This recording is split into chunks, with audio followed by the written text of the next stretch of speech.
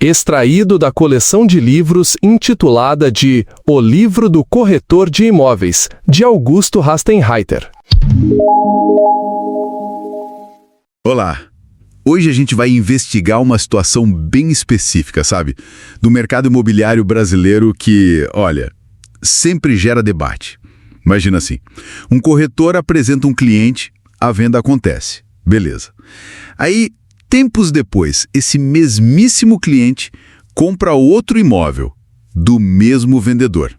A pergunta é, o corretor original tem direito à comissão nessa segunda venda? A gente está com uma análise jurídica aqui, bem recente, de 10 de agosto de 2025, que entra fundo nisso. Nossa tarefa aqui é tentar entender o que a lei e o que os tribunais estão dizendo sobre isso. Exato. E olha, já adiantando um pouco, a resposta não é tão simples assim, não é um sim ou não direto. O ponto central é uma coisa chamada nexo de causalidade. A gente vai precisar desmembrar um pouco o que isso significa na prática. Perfeito. Então vamos lá, vamos direto ao ponto. Quando é que essa comissão pela segunda venda é devida mesmo? Para a gente começar, a base de tudo é o conceito de resultado útil, né? O artigo 725 do nosso Código Civil, a lei principal, certo? Ele diz que a comissão é paga quando o trabalho do corretor atinge o objetivo.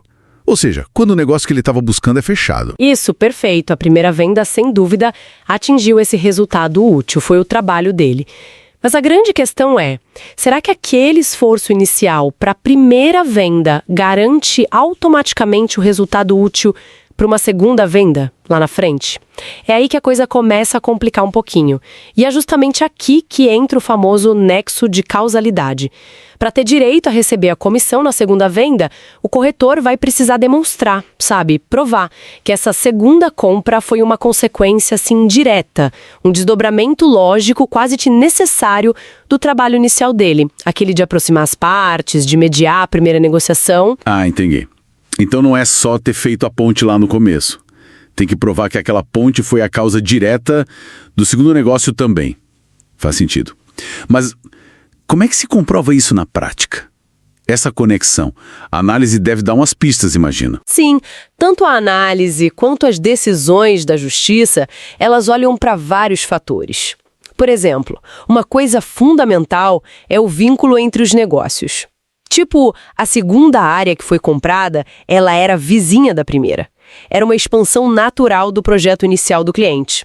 Se for algo assim, isso fortalece muito a ideia da conexão, sabe? O STJ mesmo, o Superior Tribunal de Justiça, ele confirmou isso numa decisão recente, agora de julho de 2025. Era um caso interessante. A segunda compra era até maior que a primeira, mas ficou claro que ela nasceu daquela negociação inicial que o corretor fez. Interessante esse caso do STJ. E que outros pontos são importantes? Outro ponto-chave é a continuidade do trabalho do corretor. Quer dizer, ele continuou ali presente, depois da primeira venda. Ele seguiu apresentando outras opções para o cliente, manteve o contato ativo, falando de novos negócios. Se sim, isso mostra um trabalho que continuou, né? Certo. A proatividade dele depois da primeira venda conta. Exatamente. E o tempo entre as duas compras. Isso pesa muito também. Pensa comigo, uma segunda compra logo em seguida, semanas ou poucos meses depois. Isso sugere uma ligação bem forte. Agora, imagina que se passaram anos e sem o contato relevante do corretor nesse meio tempo. Aí fica bem mais difícil dizer que a aproximação original foi a causa direta, concorda? Verdade. O tempo dilui essa conexão inicial, né? Faz todo sentido. Outra coisa importantíssima, o contrato. Tem algum acordo formal entre eles? Talvez com uma cláusula de exclusividade, ou quem sabe uma cláusula que já mencionava comissões sobre negócios futuros com aquele cliente específico. Ter isso no papel, bem claro, ajuda demais a evitar briga depois. É uma segurança. Entendi. O contrato é rei, como sempre. E tem mais algum fator? Sim. Tem a iniciativa, quem começou a conversa para a segunda compra.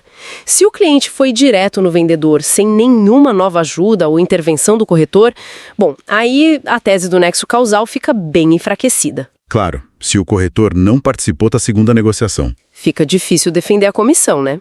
E vale a pena a gente lembrar também do artigo 727 do Código Civil. Ele é interessante porque protege o corretor mesmo se ele for dispensado, sabe? Se o negócio acontecer depois, mas como resultado direto da mediação que ele fez antes. Embora o artigo fale especificamente de dispensa, a lógica pode, por analogia, ser aplicada aqui. Se a segunda compra for um fruto direto daquele trabalho inicial, poderia gerar direito à comissão. Essa proteção do 727 é uma carta na manga, então?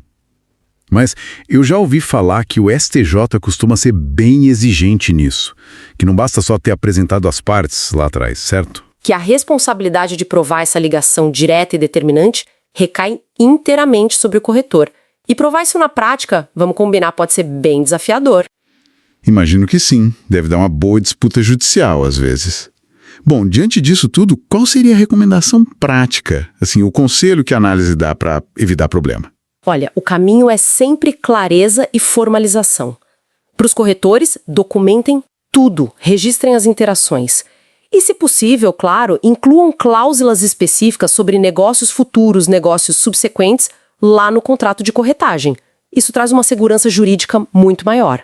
Boa dica para o corretor, e para o cliente e para o vendedor. Para eles, a dica é buscar transparência total. Entender bem qual é o escopo do trabalho daquele corretor e como a remuneração funciona. É alinhar as expectativas desde o início para não ter surpresa ou mal-entendido lá na frente. Certo.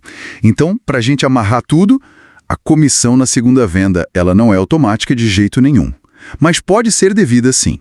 Tudo vai depender da capacidade do corretor de provar com base naqueles fatores todos que a gente conversou, vínculo, continuidade, tempo, contrato, iniciativa, que o trabalho original dele foi a causa direta, essencial, para que aquele segundo negócio em específico acontecesse. É isso. Precisamente isso, a palavra-chave é essa, comprovação do nexo de causalidade. E tem que ser analisado caso a caso, olhando para todos esses elementos juntos. Perfeito. E fica aqui, então, uma provocação final para a gente pensar um pouco. Nesse mundo de hoje, onde quase toda a comunicação deixa um rastro digital, né? E-mails, mensagens de WhatsApp, registros de chamada, será que comprovar ou, do outro lado, derrubar essa tal causa direta vai ficar mais fácil por ter mais evidência disponível? Ou será que vai ficar só mais complexo, com tanto dado para analisar? Fica aí a questão para a gente refletir.